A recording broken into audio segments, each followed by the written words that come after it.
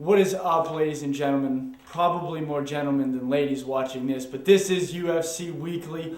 Welcome. I'm your host, Scott Nelson. So good to be here. Very exciting show today. This is the week of January 7th to January 13th. Got one big topic for today, and it's so involved that it's going to take me the entire 10-minute program to bring it to you. That is, the question was finally answered. Now that it is 2008, 2007 answered one of the biggest questions that mixed martial arts fans wanted to know. Who has the better fighters, the UFC or Pride?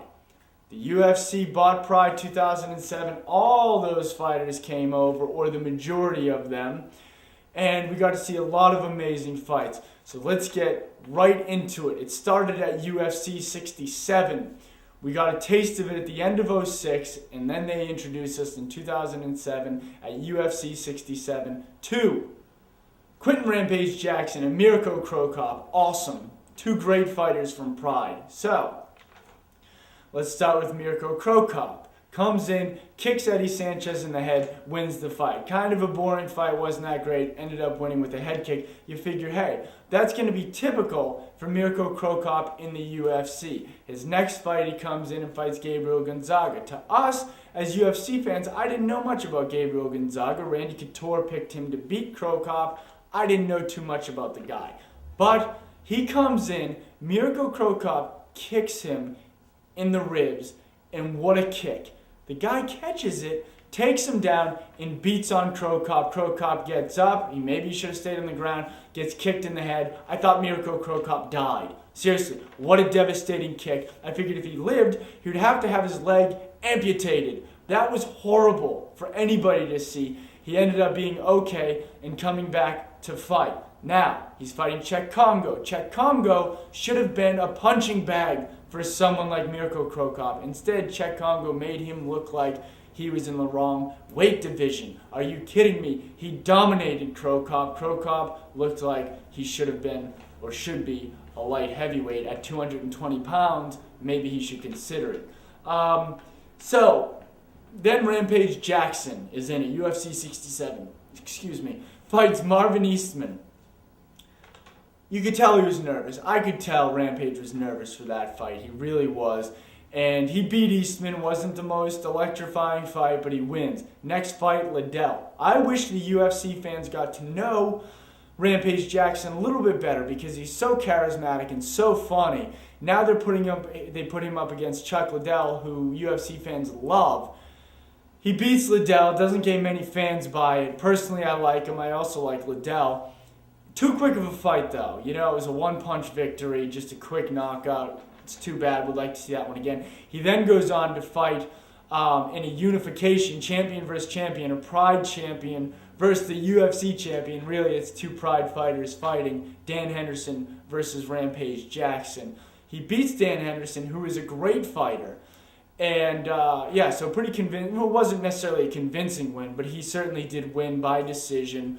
5-rounder, great fight. Dan Henderson is moving down from 205 pounds down to 185 pounds, challenging Anderson Silva, who is another Pride fighter, for that title at 185 pounds. That's exciting. Dan Henderson I just hurt my neck. It was quick. Dan Henderson at 185 pounds. At 205 pounds is a threat. At 185 pounds, I can't wait to see it. I'm a big fan of the guy. Antonio Rodrigo Nogueira comes in, okay?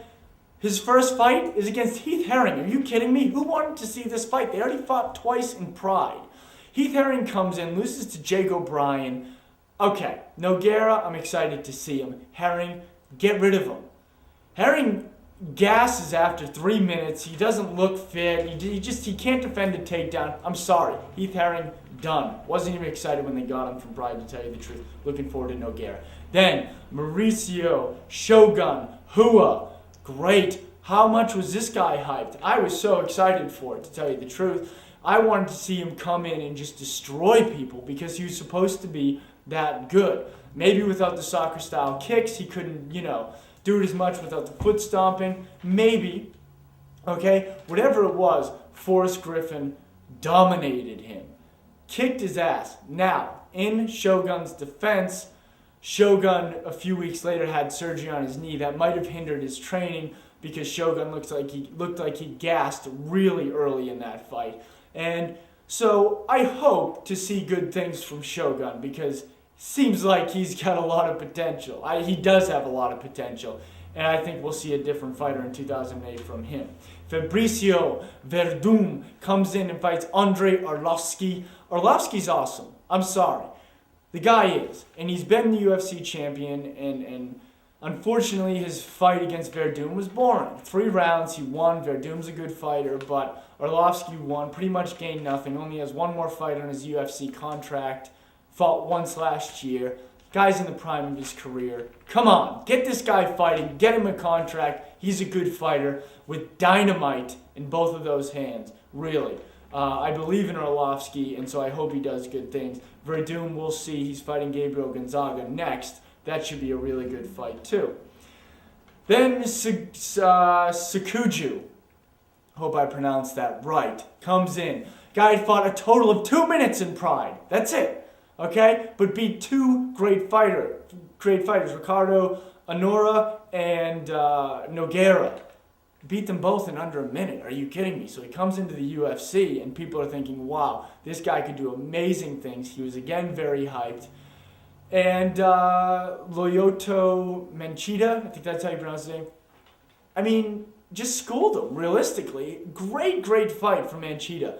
It was awesome to see that because I expected Sakuju to really come in and do awesome things, and he didn't. But he's only 23, and he's a complete athlete. He's ripped. So we'll see what happens with him. I think that he could have a very good career in the UFC. Then, Wanderlei Silva. Finally. I've wanted to see this fight for such a long time. It happened at UFC 79, nemesis Chuck Liddell versus Wanderlei Silva. And you know what? It lived up to it. After all that time, was it worth the wait? I don't know. I wish I could have saw it a year ago and then had Wanderlei Silva fight this entire year in the UFC. But it was amazing. What a battle. In the second round of that fight was one of the greatest rounds I've ever seen in the history of mixed martial arts. They punched each other and just destroyed each other like you wouldn't typically see from other fighters. And Wanderlei Silva, what a chin.